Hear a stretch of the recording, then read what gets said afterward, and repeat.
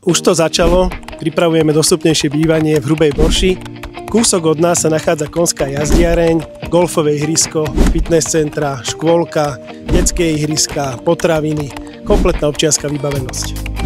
Do centra okresného mesta Senec je to približne 8 km, cesta autom trvá okolo 9 minút, autobus linka 659 premáva približne každú hodinu, cesta trvá približne 16 minút.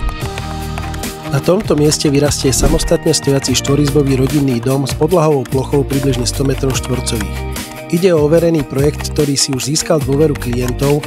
V susedstve sa nachádza 10 rovnakých domov, všetky úspešne predané.